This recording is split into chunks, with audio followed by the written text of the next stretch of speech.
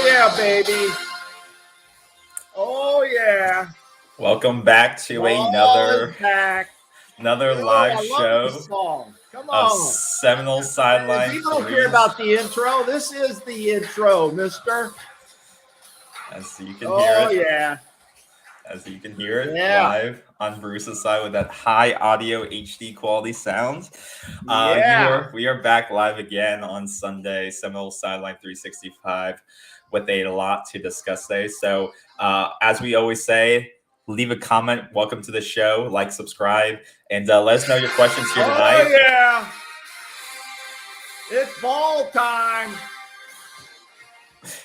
As I was saying, we have a lot to talk about tonight, so please leave your questions and comments in the chat. We will get to them, and don't forget to like the episode so that we can get found. But let's head right into it. So, Bruce, what are we talking about tonight? Man, we gotta lead with spring practice has started, baby. Now it may only be in helmets and shorts, but that's football. I mean, I don't care if it's peewee football or pro football. Everybody's going to start a little bit slow, but they got everybody out there in the helmets on, and no real, no pads or anything, and they got them all out there. I think everybody was there except I think there was like 4 or 5 people who hadn't, they're freshmen who haven't come in, something like that. Mike said 95% of the roster was there. So. Okay.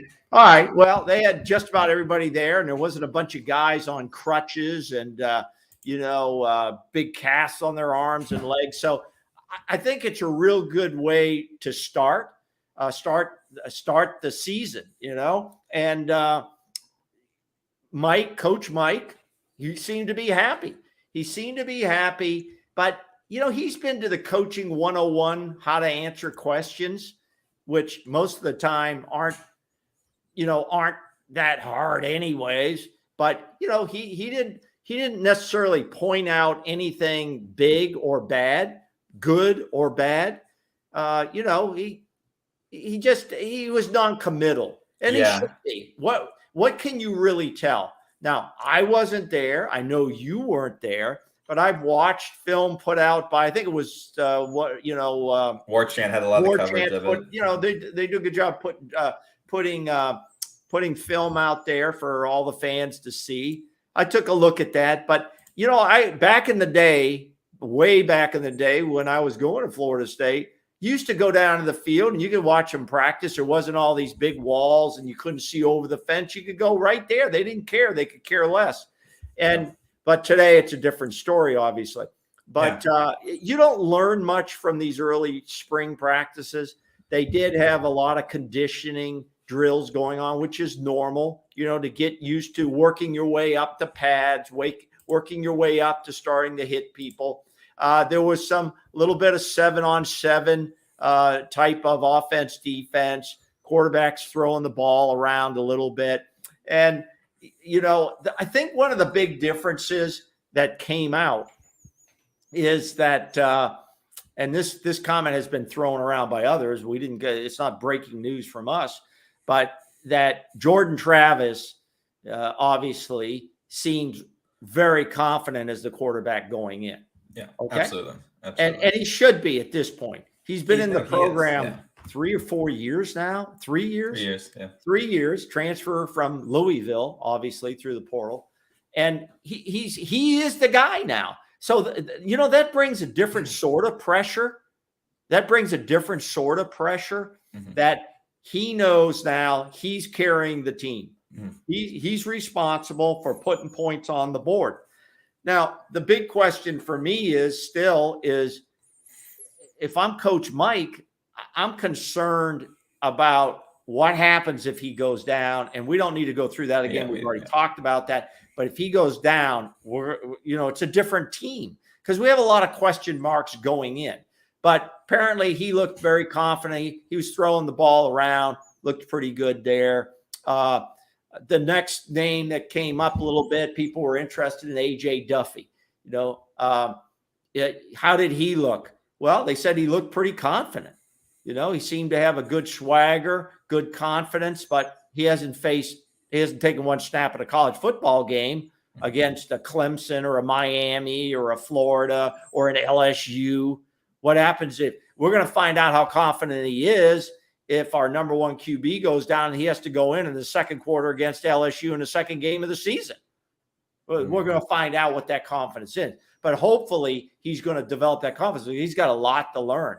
Yeah. He's got a lot to learn. At this point, I think you'd have to put Rodemaker in. I think you'd have to put him into the game. And we wish him all the luck and hope he does well. You know, he's been here, 3 years now? Yeah, and he really hasn't taken that step. So other than that, guys were throwing the ball around. You know, it wasn't a full out 100% bust your butt type of activity. And I think you don't get that until you start getting into some pads and guys really start hitting. Yeah. That's when we start to find out.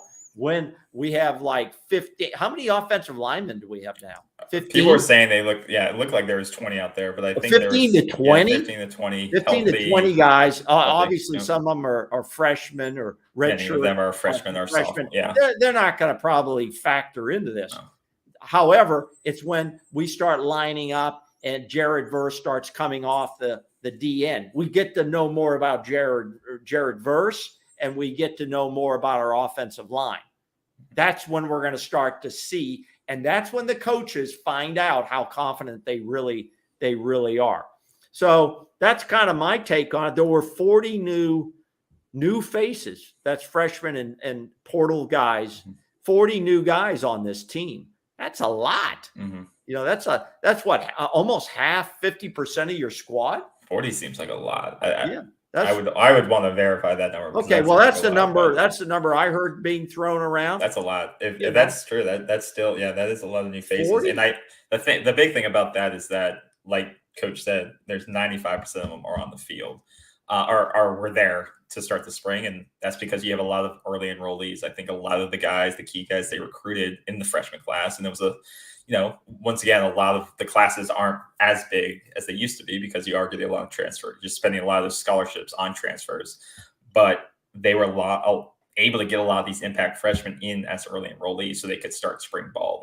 They've been on campus for a couple of weeks now. So I think that's one of the most important things is that the freshmen you went after were good enough to get out, graduate early, get in and start. They went through tour of duty, the pre-conditioning camp, and now they're going right into spring ball, and they'll be available for the spring games and start evaluations right away to see if they can contribute freshman year. So, and that's the thing with their quarterback. You got AJ, who's already taking snaps. He's playing with the team. He's learning from Travis. Like you mentioned, there was some. They showed that even on the 7-7 drills they were doing, which are just glorified practices. Not even to that extent, but he made some great throws. Showing confidence that he showed in high school. So it's exciting to see just some of the footage they leaked out there, but you can't take much from it. It's one day. They're not in pads, they're just in helmets. So people are going to draw straws of, who showed this? These guys make catches. But they were saying Johnny Wilson made a couple of great grabs, who we talked about on our previous episodes, and he transferred from Arizona State. But, you can't take much from it. It's just exciting that we have a very healthy team. We have some transfers already looking like they're making some catches, and they're getting the rhythm of things. They're integrating themselves really well. So that's the exciting part. I think that's really exciting. And Mike seems to be very excited about what he has. And I think that's the biggest difference from this year to the years before is that he's willing to start sounding excited about what he has. Previously, in his press conferences, he didn't like to leak that. He didn't like to show that. But he's saying, we're almost there. We're almost there. We're almost there. And I think the other thing that people are talking about is that over the last few years, the floor has been raised in terms of the talent level of who the players are going up against in practice. And, you're recruiting a different caliber player each season. And so the practice intensity goes up, the training intensity goes up. And I think that is starting to happen. And so you're preparing your team when they go into these big games, who they're practicing against is going to show on the field. But that will remain to be seen until we actually go into a real game situation. But I think he's starting to see the results of bringing in a new caliber athlete over the course of the new season that's raised the floor of these practices and the intensity. And so I think he's excited to see that based on the press conferences I've watched. So I think that's true in a lot of things that you said, and pointing out the level of competition. the better people you bring in, the better competition you have. And you can see that in schools that are always there. The Alabama. Let's take Alabama. They always said that even a guy who's not playing a lot at Alabama, he gets the best training, he gets the best experiences in practice because he's playing against NFL caliber guys. Yeah. And that's what you need. You always need to be practicing against the best, because if you're not, you're going to find out in the game it's a different talent, and it kind of like blows your mind. Yeah. So, and that's one thing I want to say. We've got to moderate the hype that comes. Yeah. It's first day of practice. We're all jacked up. We're ready to go. It's like the motivational speaker, Chris Farley, the guy who lives in a van down by the river. Everybody's jacked up and ready to go. Now, a week from now, you start to lose a little bit of that edge and so on. But I like the level of competition and the environment of saying everybody's competing for a position. Everybody's competing for a job here. And that should be made clear. The best people are going to play. The best people are going to get the snaps. There's nothing promised here to anybody, whether you're a senior or a freshman superstar coming in. You've really got to earn this thing. Now, the other thing was there were a number of ex-players who attended. One in particular is a favorite of mine, and that's Leroy Butler. Leroy Butler, NFL Hall of Famer, was there. A Green Bay Packer.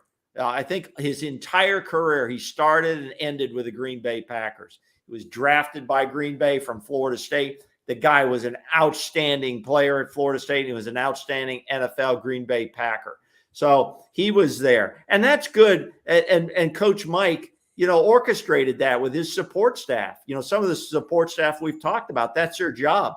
Get in contact with these guys. Bring the legacy back. Bring these guys back on campus. I think the University of Miami does a real good job with that too. Bring these guys back and let them talk with these younger players of what it's going to take to get to the next level. Yeah. Because that's got to be ultimately it. What we're doing now is we're turning college football, which it's always been, in my opinion. We are the minor league. We're the AAA.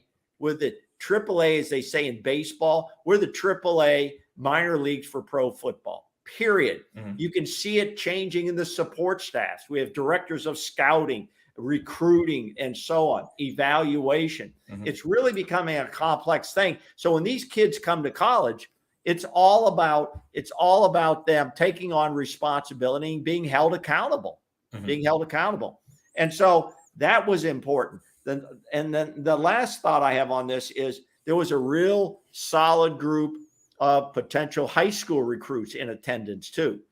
They were there on some of their visits, and they were, looking around. Yeah. Now, I think one or two even made verbal commitments. And in my opinion, I don't even want to talk about who they are. It's, because a verbal commitment, as we found out with, who was that? I don't even want to mention his name, that went over to Dion's team, Travis Hunter. Yeah. Yeah. A verbal commitment means nothing.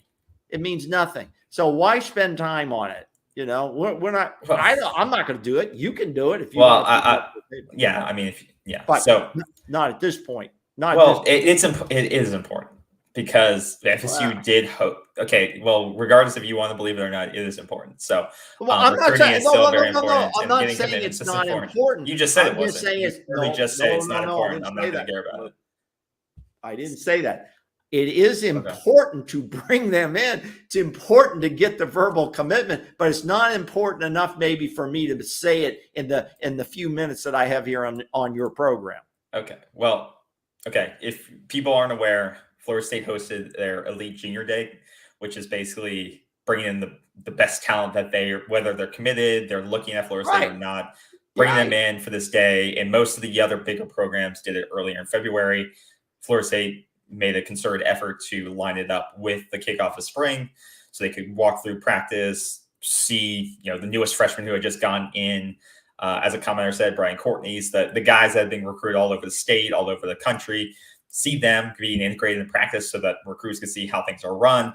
As you mentioned, seeing former alumni, NFLers, past and present, were on campus. So they want to integrate this full experience. So these guys that may be looking at Florida State, who are being actively recruited by Florida State, high caliber 4 and 5 stars, they could get them on campus and see, okay, this is what we're all about. This is the culture we're building.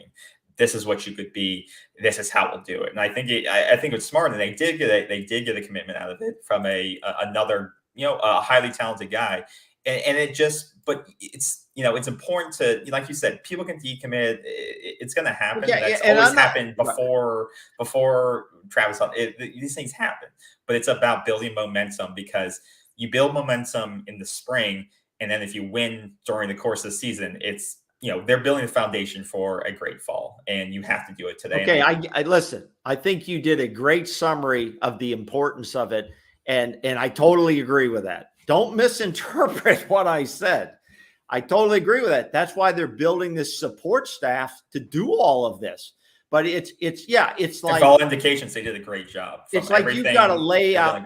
No, I think they do a wonderful job. Well, they didn't do a good job last year, so that's not the case. I don't think that. No, it's not the case. I don't think that's true at all. Well, they dropped the ball, which is why they're hiring 3 or 4 other people, because they dropped the ball with a couple of recruits last year. Wait a minute. We don't have any indication they dropped the ball. You're saying because Travis Hunter or a guy went to another school that makes people said you didn't do a good job. I don't believe that. 2 or 3 recruits that coaching staff members said that they had in the bag that they did not get at the signing day. Regardless of Travis Hunter, that was going to happen. That was going to happen. But there's 2 or 3 other guys that they thought they were going to get that they did not get, and Mike was pissed. And so that's why, along with what Miami and the other programs are doing, hiring additional staff, the ball was dropped last year on a couple of other guys. But dropped how? Dropped how? The guy saying, this guy's coming. I got him. Don't worry about it. Don't make contingency plans. Like, don't have another prospect in the background that we're recruiting. Okay, but took care of it. That's on the support staff. I'm not exactly, which is why they hired more people, because guys weren't getting it done. That's what I'm trying to say. That's literally what I'm trying to say. But what I'm saying is that the program they lay out, the red carpet, the barbecues, the hoopla, and we're taking them around campus and taking the pictures that we see of everybody, and all the time and labor that goes into it, doesn't mean that piece is flawed.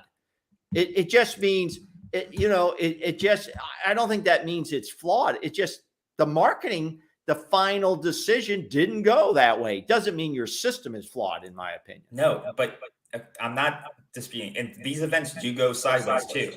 Sure they do. And they have at Florida State. I'm telling you that too. From what I've heard in other fan sites and blog sites with guys who know the staff, events last year did go sideways with execution. I'm just telling you. Okay. They don't go smoothly. I'll take your word for it. Not always gone smoothly. So I'll take your word for it. And I think it builds on that. These programs now, from the top programs in the country down to the Florida States, you've got to build these things. But you talk about catering. Wow. I mean, they really lay it on these guys. So these young guys and even the portal guys, now they have to consider name, image, and likeness deals, and all the stuff that comes with it is a very complex thing. But it sounds like they had a good weekend. They had a real good weekend. As we talked about, they did get a verbal commit, and I hope people honor their verbal commits. I think that's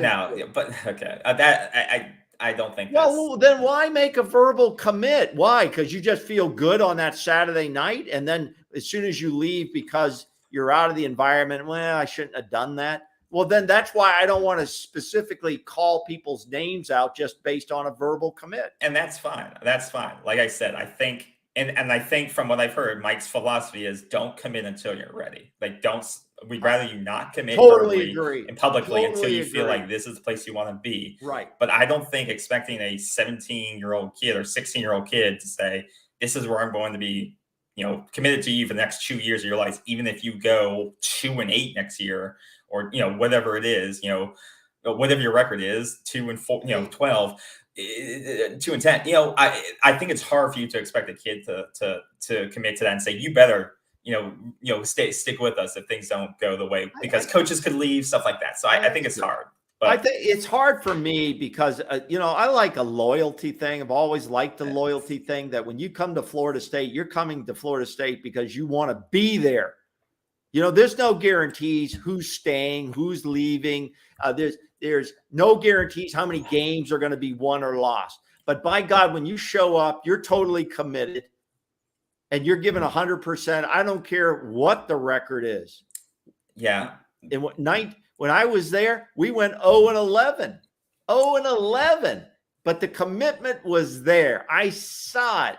I was there. I knew some of the players, and they were still busting their butts every day. That's the type of guy we need. And I like Mike's attitude about that. Don't commit till you feel this is the place you want to be. Yeah. So. Okay. Yeah. All right. Okay. Now, there's, I think, some other news that is interesting to me, and that is the NCAA Rules Committee has been bouncing around different ideas, and this goes on every year, obviously. And what about potential rule changes? Now, these have not been approved yet, but I think there's enough push behind them that likely they're going to be approved for this coming season. And one of them is about the targeting rule. Now, we all know from a fan perspective, and that's how our show comes, from that fan perspective. You're sitting at the game, or you're sitting at home watching replays when you can really see it. Now, on a big screen at the stadium at Doak, you can see it too. But the targeting rules they're looking at strengthening the accuracy of these targeting rules. Some of these, when you see them on TV, it's like, the flag goes up and the guy's gone for the rest of that game, the first half of the next game. That's a pretty harsh penalty for a play where maybe the ball carrier is lowering his head at the same time and the defensive guy gets into him. And, you can tell it's not a belligerent or deliberate type to take your head off play. And these guys are having to sit out for, that amount of time, which on a team like Florida State, you take off one of our top defensive guys, all of a sudden the game can change, and it can change real quick. And I think some of that has been a little unfair and unequal in balance. We can't plug and play another guy like maybe an Alabama or a Texas A&M or a Michigan or somebody like that. We're not in that position to do that. So that really hurts a team like Florida State. And there are a few instances you can just see it coming. The guy's gone, just based on it. Now, players back in my day for many years were taught to go up and move your head to the side and wrap your arms. You were never taught to hit that high up around a guy's head. But then the philosophy changed to hit higher and to hit, to go after people, take their heads off, so to speak. Now we're having to back that back down. Players are making the adjustment. We're making the adjustment. And college football and the rules committee should support them making that judgment, unless it's so out of the zone, because it affects the play of the game and it affects players. I would agree with you. I think it's gotten out of control. I think a lot of times it can really highly affect the outcome of a game, depending on when it happens in the course of the game, who it's on. And usually it's affecting your defensive backs or your key defensive players. It could be on the linebacker or a key defensive back. And then, if that cornerback goes out, who are they starting to target the next play, right? It's not happening to a receiver. It's not happening to a running back. It's not happening to a key, specialist. No, it's happening to your defensive back end. So, I think something's got to be done. They've made it somewhat impossible to play aggressively on the defensive end or try to dislodge the ball in certain cases. So I hope they do something to make it easier or to make it a lot more cut and dry without affecting the outcome of the game. So I'll be interested to see what they do with it. I think the thing that would even be a great change, if nothing else, is okay. You take the guy out for the remainder of this game that you're playing, which is tough. That's a tough penalty on the player and on the team. but you don't suspend him for the first half of the next game. At least take that off of it. And that's what appears the Rules Committee has come up with, that you can appeal sitting out the next game and that they would favorably look at that. Well, if they're going to favorably say pretty much that's going to be a whitewash, quick stamp, and he's okay, then just don't suspend him for the next game. You know, that I think that would be something to take a look at. Now, the other thing that they're looking at and have discussed a lot, and I think this is a real good one, is the amount of fake injuries that take place when you have an offense or you have a team that's got the momentum and a player on the defensive side all of a sudden goes down.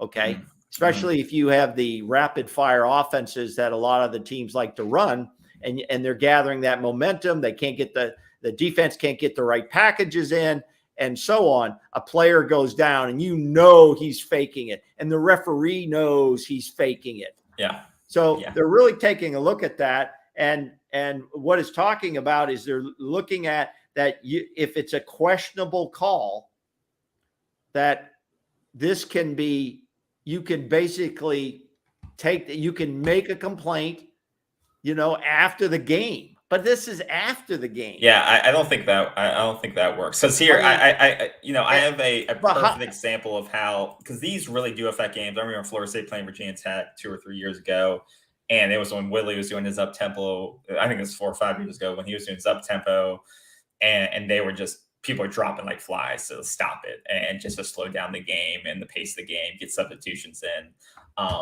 And there's a great example of this that I want to share real quick, because like you said, it really affects the course of the game.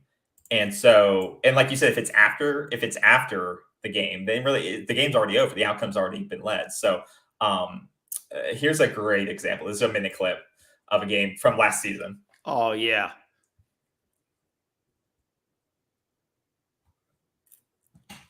Immediately gets up.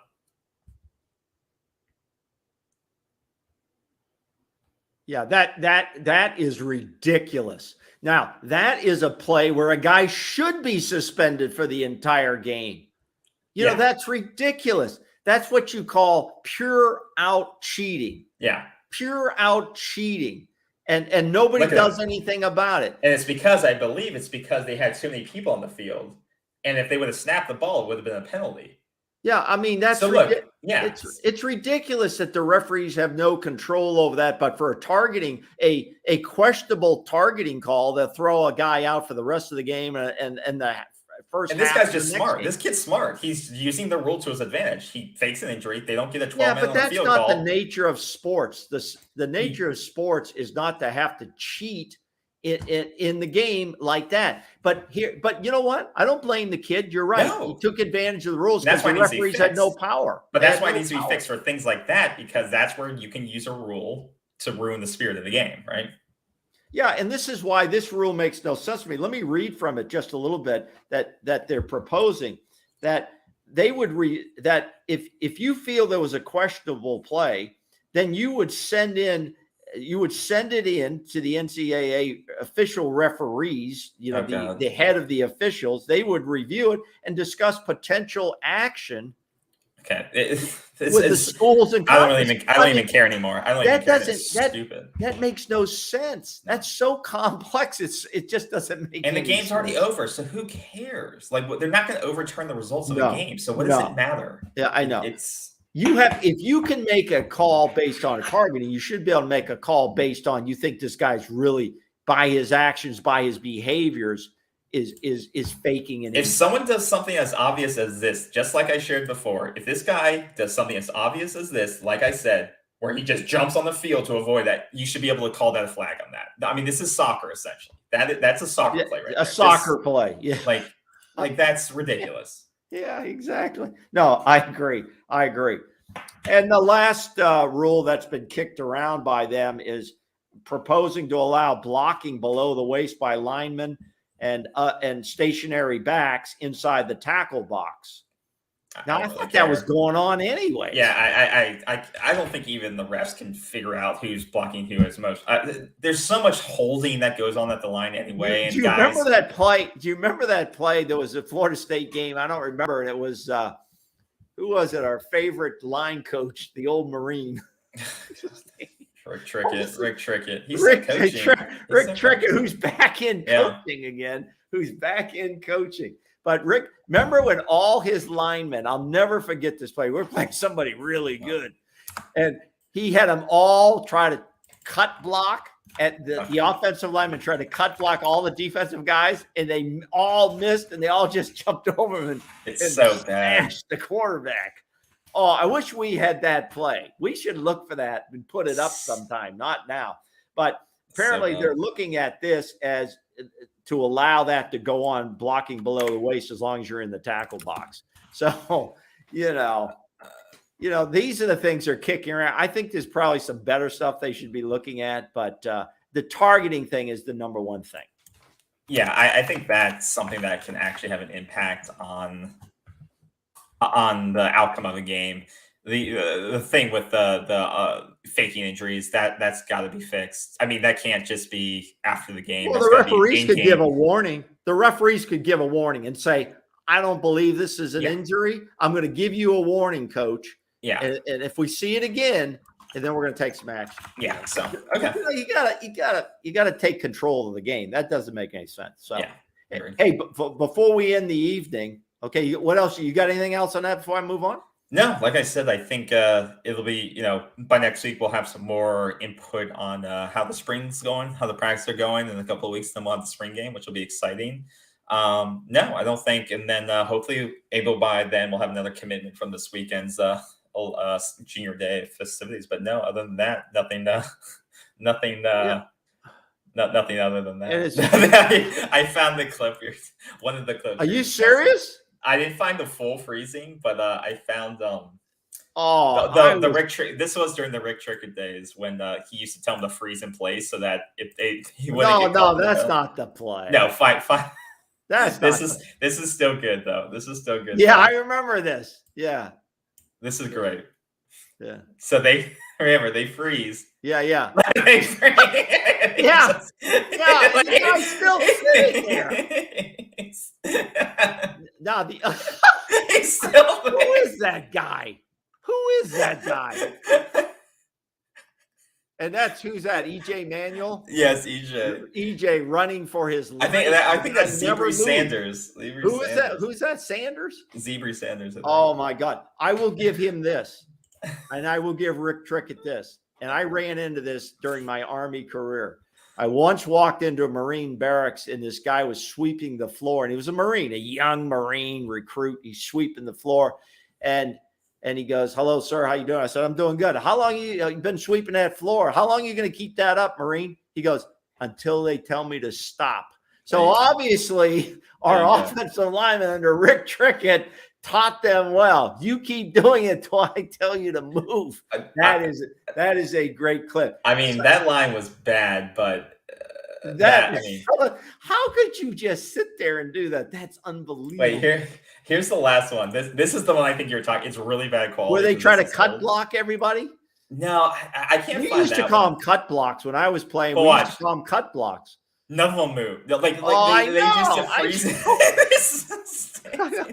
Well, that was to draw a penalty. To make sure, you couldn't. Usually, when someone jumps off sides, you can get a play out of it because they jumped off sides. You get a free play. I mean, your quarterback gets Christian. Once the guy runs by you, once he runs by your gap, it's probably okay to move. Yeah, exactly. God. But we need to find that play where they're trying to roll block. What I call it, not now. You don't have to do it now, but they try to cut block it down below. They all tried to cut block. That used to be a common thing. I thought it was still you could do it because we were all taught that when I was playing football. You would cut block guys, because they get so used to you just standing up, and pushing them around. You would now go down. Now I think they took it out to protect players' knees, but it used to be a pretty common block. So we do have, before we get off, we do have a comment from Wendy L in the chat. just as we're getting off Florida State to end the night, Coach K's last home game was the other night. Do you have any particular thoughts? They lost to Quincy, if you may not know. I think his exact comments were at the end of the game. Today was unacceptable, but the season has been very acceptable, and the season isn't over. All right. Do you have anything? I watched the end of the game. It was a great game. Yeah. I mean, it was a really good game. North Carolina was pretty much in control of the final minutes, and they never, they just didn't let Duke come back. I mean, the emotion was out of the game at that point. It was pure basketball, and North Carolina stepped it up. I mean, they were impressive.